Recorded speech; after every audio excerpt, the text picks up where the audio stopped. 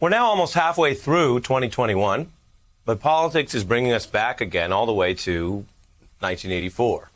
George Orwell's iconic book exploring how fascism is intertwined with lies, that it needs movements that are built around lies.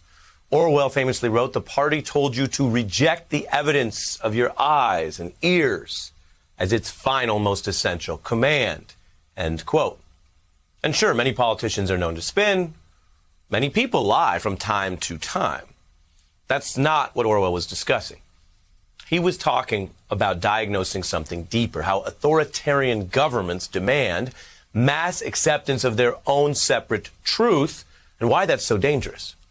So while the world saw the reality of the MAGA insurrection on January 6th, a violent attack that's already led to over 550 indictments, including 40 for using deadly weapons, and while Republicans are now blocking a commission to investigate what we all watched in real time, the greater Orwellian problem's getting worse, with some Republican officials basically going a whole different direction. I want to be clear, there are people who've been honest about January 6th, including inside the GOP, although that's a low bar.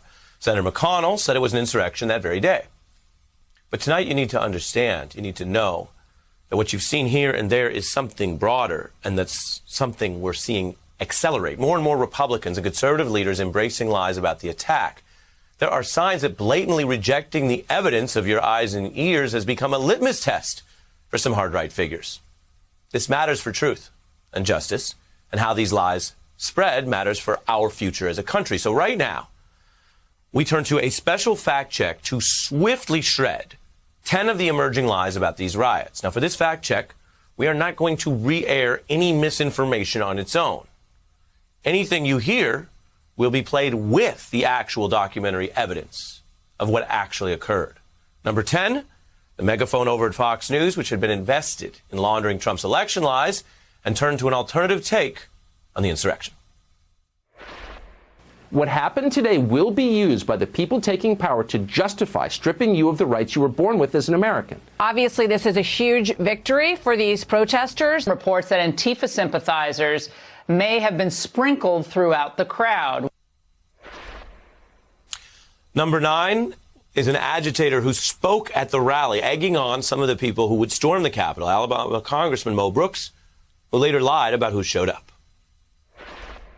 Today is the day American patriots start taking down names and kicking ass. It could be any number of other groups, anarchists or what have you. It never occurred to me that anyone would engage in any kind of violence as a result of my speech or any others. Number 8 is another Republican congressman, Paul Gosar, who's pushing the lie that he says these hundreds of indicted attackers for violence and trespassing and crime, he says they were not violent. The truth is being censored and covered up. As a result, the DOJ is harassing peaceful patriots across the country. Imagine this, that you get to sit and go back home once we conquer the Hill. Donald Trump has returned to being the president. We're storming the Capitol. It's a revolution. Then there's Congressman Ralph Norman, who says what happened was wrong, but then lies about it being a mob of Trump supporters, which was the whole political point. We can, of course, refresh your memory. At 2:07, a mob of Trump supporters breached the steps. I don't know who did a poll that is Trump supporters. We want Trump! We want Trump! Stop the steal! Stop the steal! They wanted Trump. They said so. Congressman Gates trying the same ploy. Some of the people who breached the Capitol today were not Trump supporters. They were masquerading as Trump supporters and, in fact, were members of the violent terrorist group Antifa. Whose house? We're not standing. We're outnumbered. There's a million of us out there, and we are listening to Trump, your boss. They weren't masquerading. They were the real MAGA deal.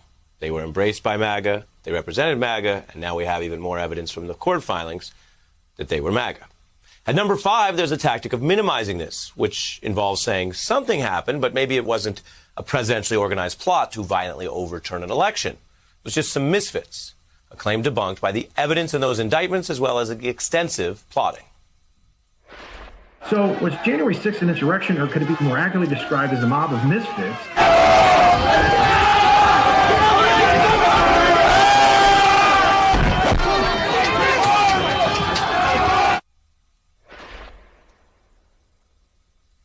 The feds view that as way more than misfits. Now we have our finalists, and it does get worse. During this actual attack, there were members of Congress who tried to help police barricade the doors to the House.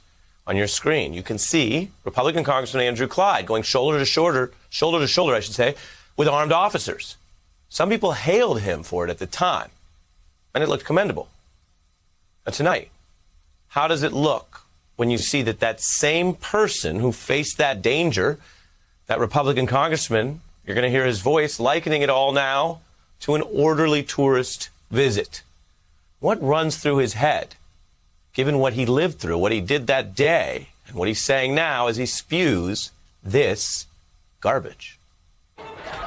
There was no insurrection, and to call it an insurrection, in my opinion, is a bold-faced lie. You know, if you didn't know the TV footage was a video from January the 6th, you would actually think it was a normal tourist visit. Tourists don't take the Capitol by force. Violence is what was in play, and that brings us to Congressman Gohmert lying about the fact that many of these trespassers were armed. That's documented. And because there were so many armed, boy, it could have been far worse. There's no evidence, as has been said on January 7th, that this was an armed insurrection. Armed meaning with firearms. There were no firearms. Here are just some of the weapons that were confiscated or seen being used. A baseball bat, a fire extinguisher, a wooden club, a spear, a taser. Senator Johnson, meanwhile, echoed Trump's praise for those people who broke the law, who attacked police.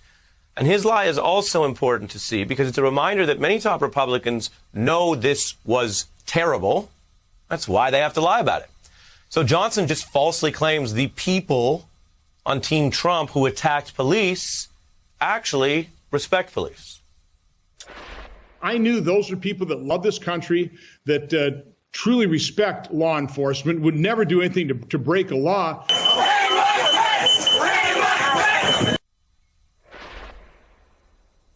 Coming in at number one is the person who summoned the original crowd to Washington and fed them lies about his failed campaign. And we're going to have to fight much harder. You'll never take back our country with weakness. You have to show strength, and you have to be strong. Frankly, we did win this election. We love you. You're very special. Those special people took him literally. They still do. And while Trumpism does have less power now, this whole thing was a violent attack by a slice of the electoral minority against the results in a democracy of a larger majority. But these lies are also part of the long-term playbook to end a democracy, to grow an alliance of liars who know better and some of their followers who may not, united around the idea that they are the ones who are rightfully aggrieved, that they are on the side of democracy. There's nothing novel or new about this type of threat within this system of government. To return to some other bars from George Orwell, he also wrote that to even, quote, see what's in front of one's nose needs a constant struggle. And he had tips. He recommended keeping a written record of important events for starters and counseled clarity and courage in the face of would-be fascists. And while our last word on this fact check could logically go to Orwell, where we started, we have one more idea for you tonight as we all deal with this as a nation, because it's not going away yet. In summation of this fact check, let's just hear a little bit from the police who were so brutally attacked and their families. Let's hear from the people who had to live through the reality, not the lies, but the reality of these severe results of the violent insurrection, who are then further disrespected in public by the lies you saw tonight from some of these elected Republicans. This is also the evidence. It was very scary because I thought I was going to lose my life right there. And Brian had a work ethic like second to none, and he was just there for our country. It's been excruciating. We want members of Congress to ensure that it doesn't happen again. Priority, help. Somebody's trapped. We need help. shots fired. This is why I'm here today. Usually I'm stay in the background, and I couldn't stay quiet anymore.